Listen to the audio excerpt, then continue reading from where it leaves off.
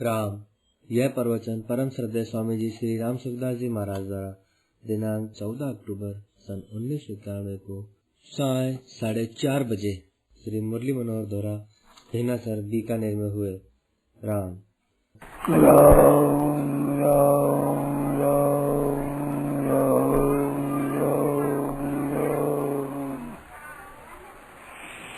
नारायण नारायण नारायण नारायण नारायण।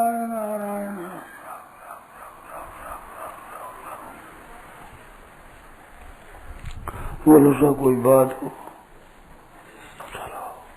नारायण नारायण नारायण नारायण नारायण।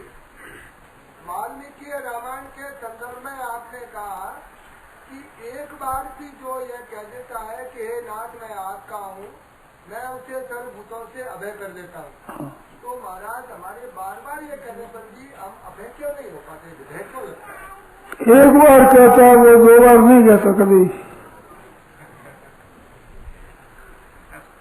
2 बार कहता है, 1 बार भी नहीं कहा उसने। 1 बार कह दिया, दोबारा कहता है तो पहले कहने में वो वृद्धि करता है ना स्वयं। तो ध्यान दो।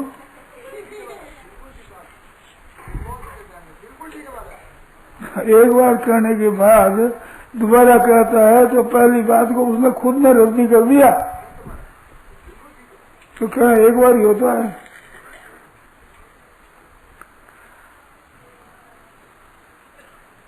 सावित्री और सत्यवान के प्रसंग में ये बात आती है कि सावित्री जब बड़ी हो गई तो पिता ने देखा कि इसका स्वयंवर करूं अथवा मैं किसी को दूं, तो उसने देखा तो कोई उसके लायक वरदान पसंद नहीं आया पिताजी के। तब कहा कि बेटी तू जिसको स्वीकार कर लेगा उसको ब्याह दूंगा, क्या करूं मैं, तेरे लायक मेरे को वर मिला नहीं। बेटी के अनुरूप वर होना चाहिए ना, तो वैसा कोई सुंदर वैसा गुणों में कोई है नहीं, है सभी का नहीं।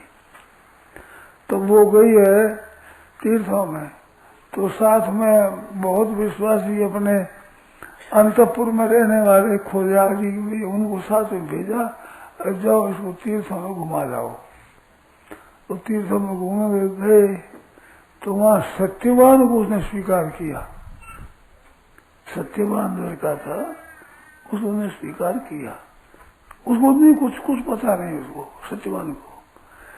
आ गई पिता ने माँ ने पूछा तो कह दिया मैंने स्वीकार कर लिया है एक वर को। बात क्या हुई कि उसके बाद में मंत्रियों से मिल करके लोगों ने सत्यवान के पिता को राज्य से च्युत कर दिया, निकाल दिया। अब वो जंगल में चला गया, ऋषियों के आश्रमों में रहता है, कपड़े रंग लिए, भगवे कर लिए। तो सत्यवान के माता पिता तीनों और माता पिता के नेत्र भी चले गए, बूढ़े हो गए, जंगल में रहते थे। तो ऐसी बात सुनी तो सावित्री ने कहा कि महाराज 1 बार मैंने कह दिया, वो कह दिया, अब दोबारा इधर तो हो नहीं सकता है। तो फिर क्या भाई कैसी, तो नारद जी महाराज को बुलाया। आए नारद जी से पूछा कि महाराज सत्यवान लड़का कैसा है? तो उन्होंने कहा कि अद्वितीय है, वैसा दूसरा लड़का है नहीं, ऐसा श्रेष्ठ गुणों में है, शूरवीर है, माता पिता का भक्त है, धर्मात्मा है, बड़ी प्रेमा मांग गई, सब कुछ गुण है, परंतु एक कमी है। कि महाराज कमी क्या है कि 12 महीनों में बाद आज दिन उसकी मृत्यु है, मर जाएगा। तो पिता ने कहा बेटी ये बात है कि पिताजी जो कुछ हो जाए हो जाए। वहां उसने ऐसा कहा है सकृत पद्धति और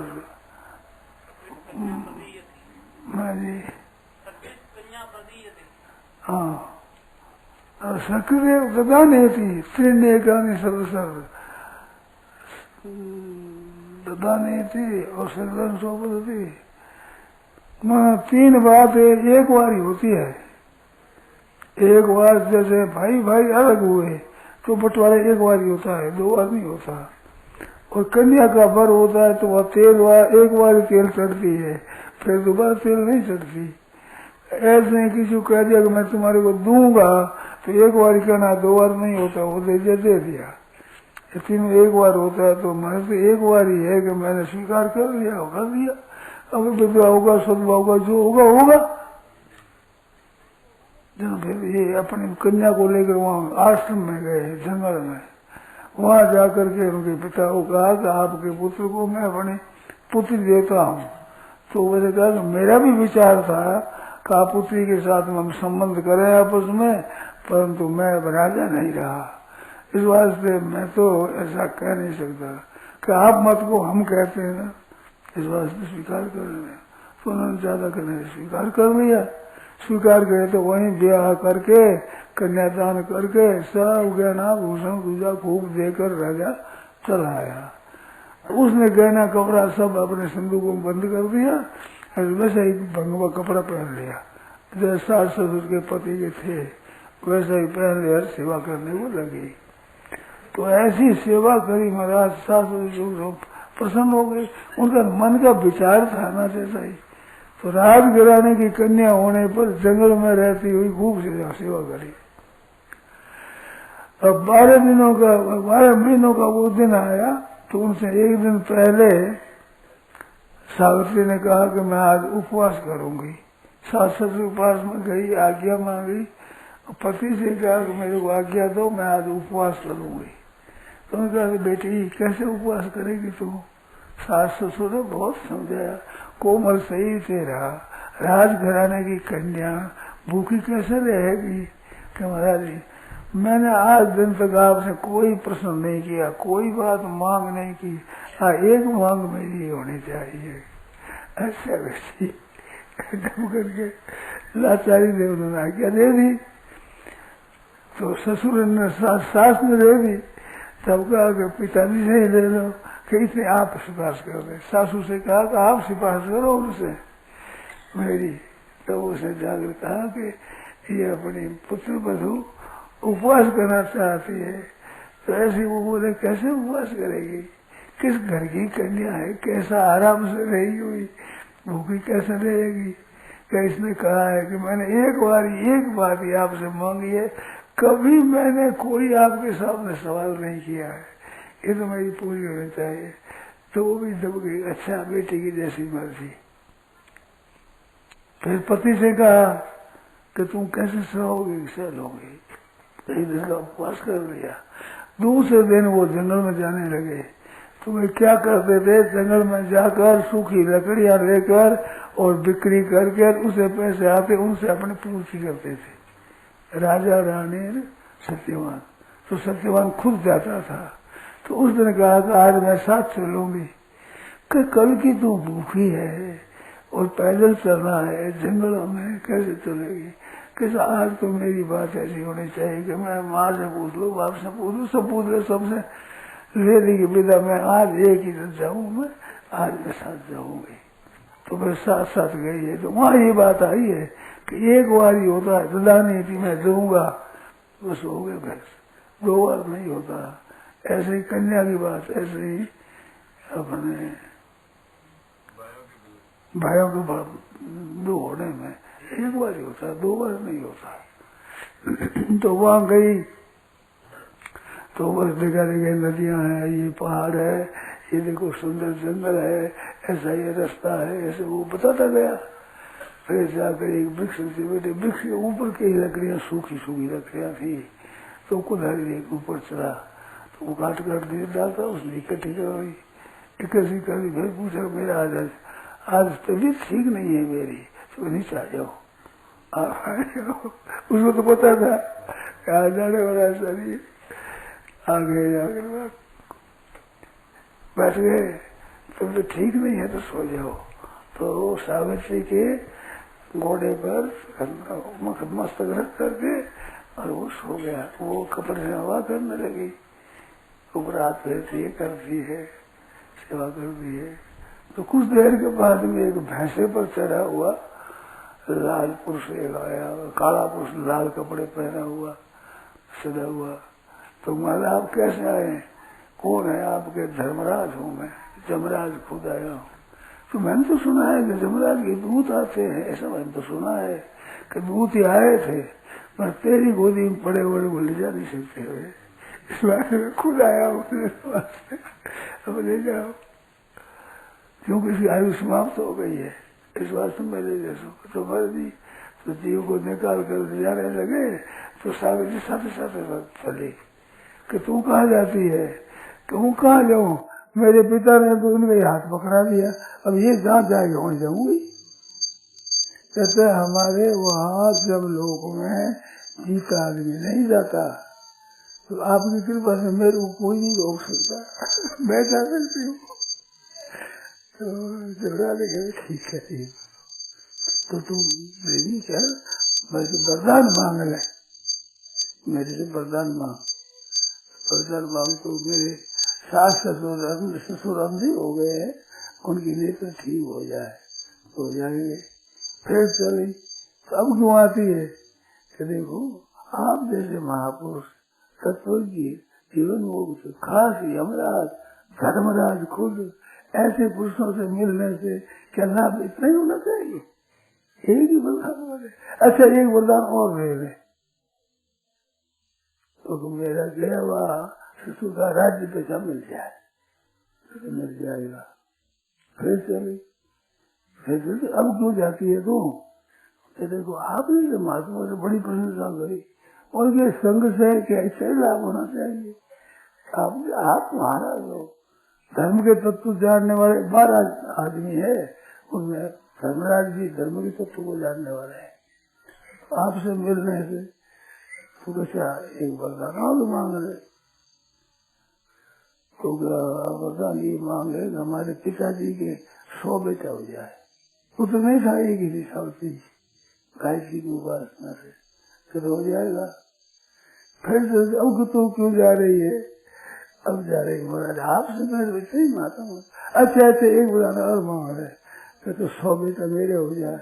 अच्छा ऐसे तो चल रहे जा रही है, अब क्यों जाती है? आपने वरदान क्या दिया है? क्या सोचो? मैं तो ठगाई में आ गया। अब तेरे 100 वर्ष की उम्र हो गई और 400 वर्ष की 400 वर्ष की उम्र हो गई, 100 तेरे बेटा हो गए। किसी जाकर लौटा दिया तो प्राण आ गए जो वो कहती है तो मैंने बड़ा सपना देखा, ऐसे धर्मराज आए फिर संवाद बातें होती थी, ऐसा मेरे को सपना आया। कम चलो दिन थोड़ा ही रह गया, ठेठ पहुंचेगा नहीं, जल्दी करो। तो ये लकड़ियाँ सूगी उठा करके वहां से चले, घर पर आए, देरी से आए तो सास ससुर को बड़ी चिंता हो रही थी, बेटा बहू गए आए नहीं, क्या बात है, कैसे आया क्यों नहीं? फिर आया, सब बात बताई किसी से हुआ, तो भाई बताइए ठीक है। तो 400 वर्ष की उम्र 100 बेटा जी को कह दिया कोई बात नहीं, मैं तो स्वीकार कर दिया कभी तो पिता ने कहा कि मसान हुई देव ऋषि का, देव ऋषि ने कह दिया तो यह बात पूछी नहीं हो सकती, 12 महीना मरना तो पड़ेगा ही उसको, कोई बात। तो वहाँ ये बात आती है, तो मैं एक शरण हूँ तो एक बार ही कहना होता, 2 बार क्या कहे, एक बार शरण हो गया अब बाकी कुछ रहा नहीं तो क्या कहे, 2 बार क्या कहे, कैसे कहे? सकलदेव पर पढ़ना आया कवासी अब हम सर्वभूते जो सदा ये तुम प्रथम, ये बाकी का श्लोक है। तो एक बार ही होता है ये, 2 बार बात नहीं होती, बार सिया को तो तेल है, तेल एक बार चढ़ है कन्या, एक बार ही होता है, जो हो गया सो हो गया है जी।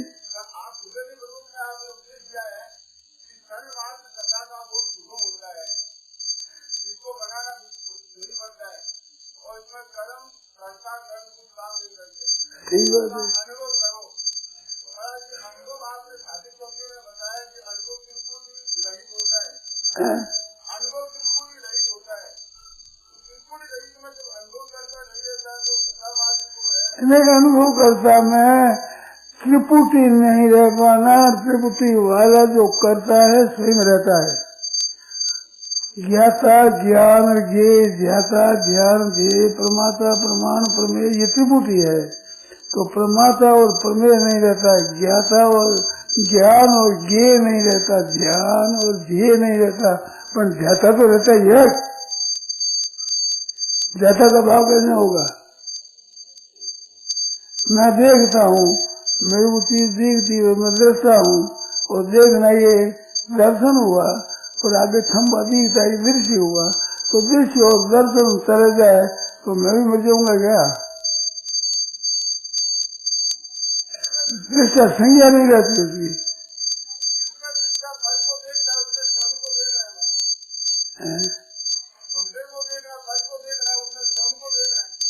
तो देखना है तो जब अगर कुछ भी नहीं दिखता तो त्रिपुटी नहीं बनती, परंतु स्वयं का अभाव थोड़े हो जाता है।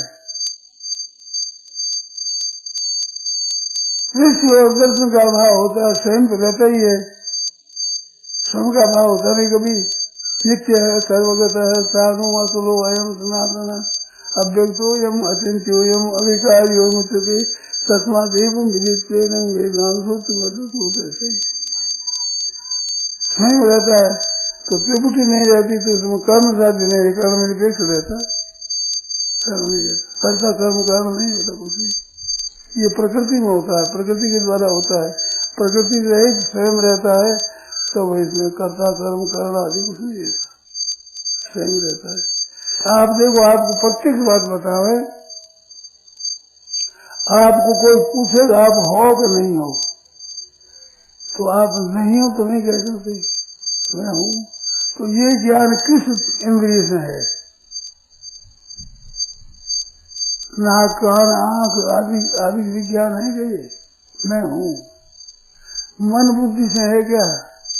मन बुद्धि तो आपके है, आप मन बुद्धि के हैं, मन बुद्धि के आप हैं क्या? आपकी मन बुद्धि है, तो आप तो इनसे मालिक हुए, मन बुद्धि इंद्रिया तो आपकी सामने काम करने वाली हुई। तो आपका अपने को ज्ञान मैं हूँ ये किसी के द्वारा नहीं है, स्वयं से ही है।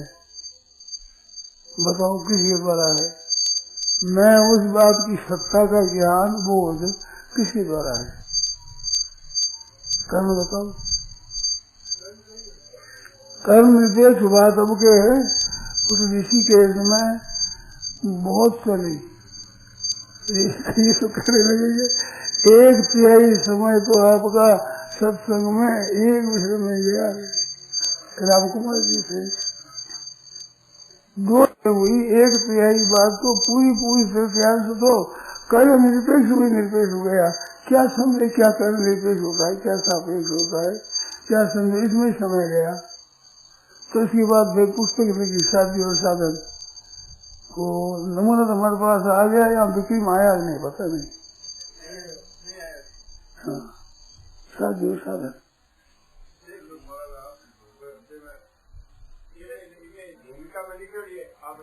हाँ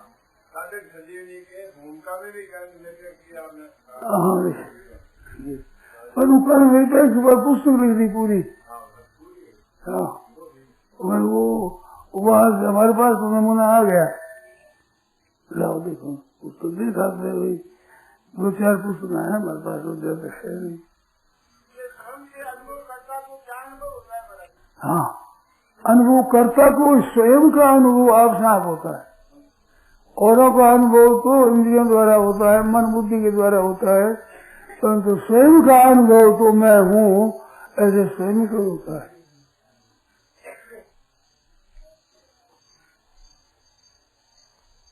ये पुस्तक सब हुई है। इसमें कर्म निर्देश में बहुत सी बात बताई है, आपने देखा होगा, पढ़ लिया।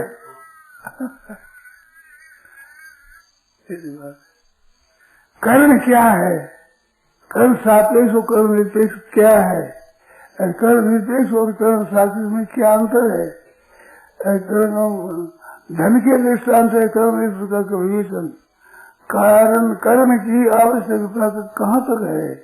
और कर्म रहित कर्म निरपेक्ष परमात्मा तत्व और कर्म रहित कर्म निरपेक्ष परमात्मा तत्व और कर्म सापेक्ष साधन कर्म निरपेक्ष साधन के सत्य सत का विवेचन, विवेक की आवश्यकता, मान्यता के प्रबंध से मुक्ति, निषेधात्मक साधन, अहंता ममता का निषेध, कर्तापन का भोक्तापन का निषेध, स्वतः प्राप्त और सहज निवृत्ति, संसार का अभाव और परमात्मा तत्व का भाव, एक जैसी सत्ता और अनंत सत्ता, शरणागति, शुभ साधन, कर्म सापेक्ष और कर्म निरपेक्ष साधन में भेद।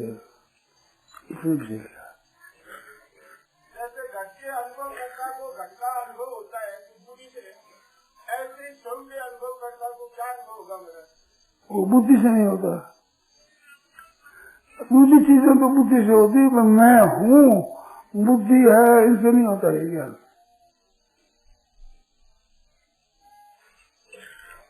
इसकी बात बताओ, थोड़ा सा ध्यान दें।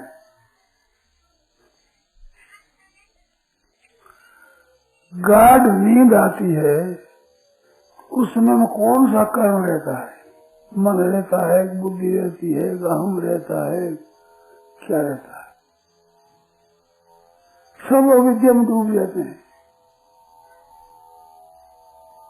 सच्ची बात है ना? ये इंद्रिया आदि यानी काम नहीं करती। चोर चोरी कर ले जाओ, पता है बंद, ना सुनता है, ना देखता है, ना सूंघता है, ना स्पर्श करता है, ना चखता है, ना बोलता है, ना चलता है, ना खाता है, ना पीता है, ये सब बंद हो जाते हैं। और मन और बुद्धि भी नहीं रहते, ये विलीन हो जाते हैं। जब जागता है तो जागने पर कहता है आज तो ऐसी नींद आई कुछ भी पता नहीं था। होता है ऐसा? नहीं होता है। तो कुछ भी पता नहीं था तो सब पते के अभाव का ज्ञान तो है ना। और स्वयं था, मन बुद्धि इंद्रिया नहीं थी, पर मैं भी नहीं था। नहीं तो सुख से कौन सोया? और कुछ भी पता नहीं कौन कहता है, तो स्वयं रहता है ना, स्वयं रहता है और सब लीन हो जाते हैं। तो स्वयं रहता है, वही ज्ञाता है सबका। जागृत और स्वप्न में तो बड़ा भाव का बोध होता है और सुक्ति में अभाव का बोध होता है। तो बोध अभाव किसको होता है?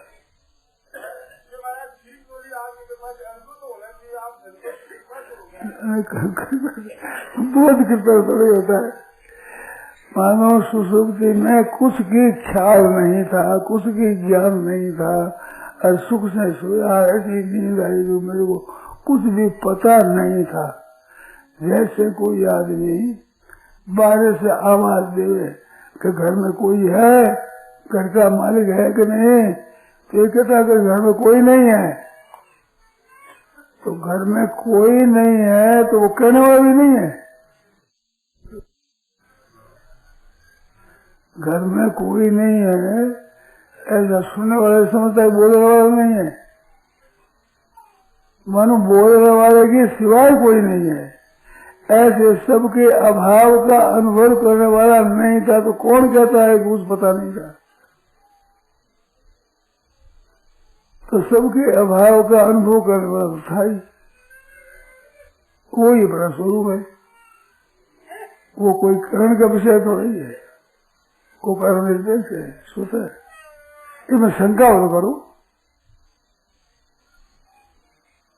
कुछ भी पता नहीं था तो खुद तो था कि नहीं तो कुछ पता नहीं था ये कौन कहता है?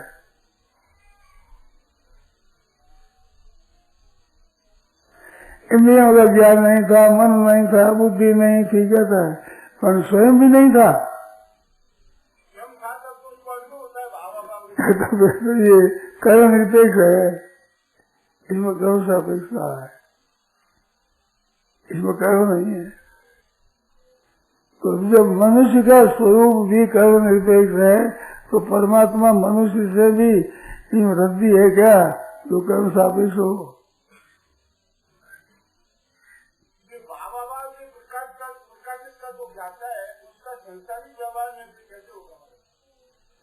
वो ज्ञाता है उसका व्यवहार तो होगा तो कर्णों के द्वारा ही होगा। व्यवहार तो कर्णों से ही होता है। व्यवहार है, चिंतन है, समाधि तक ये सब शरीर में होता है। लेना देना, चलना फिरना, खाना पीना स्थूल से ही प्रधानता, और चिंतन करना, ध्यान करना, मनन करना, विचार करना ये सूक्ष्म की प्रधानता। और सबसे रहित होकर समाधि लगा देना, कुछ भी ख्याल नहीं, ये सच्चिदानंद रहना, ये कारण शरीर की विशेषता। कारण शरीर ये कारण शरीर में होता है। तीनों शरीर में रहित स्वयं है।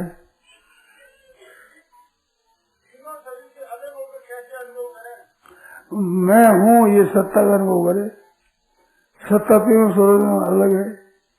सुषुप्ति समाधि कारण शरीर में है। सुषुप्ति और समाधि के भाव और अभाव को हम जानते हैं, तो भाव और अभाव दोनों को जानने वाला है, वो भाव भाव से रहित है। ऐसा अनुभव करे। खूब पूछो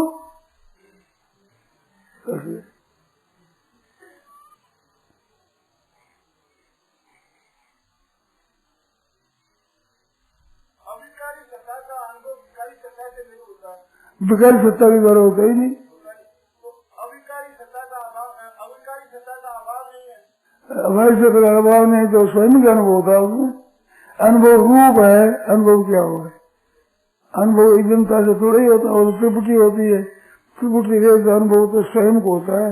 स्वयं आत्मा आत्मा न तुम पुरुषोत्तम, स्वयं आत्मा आत्मा प्रजातीयता कामान सर्वान पास मनोगता आत्मनिव आत्मना तुष्ट प्रकृत आत्मनिव आत्मा तुष्ट सुख अंतरान अंतर ज्योति सहयोग बिंब भूत आदि बिंब भूत होकर बिंब भूत होता है।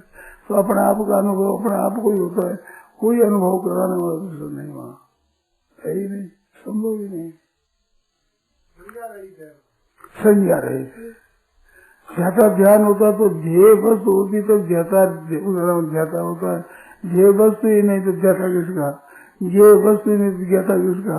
प्रभेय वस्तु ही नहीं तो प्रमाता किसका? स्वयं आप रहता है। स्वयं आत्मा